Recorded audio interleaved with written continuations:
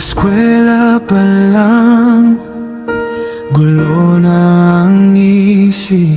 Sa bawat sulok may niting kay tamis. Si Ana sa harap, tahimik lang tumawa. Si Bea sa likod, laging may sorpresa. Bakit ba ganito?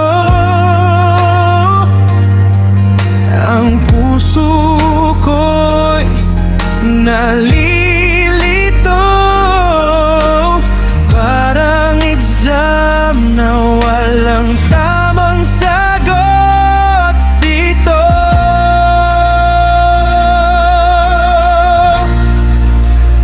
Di makapit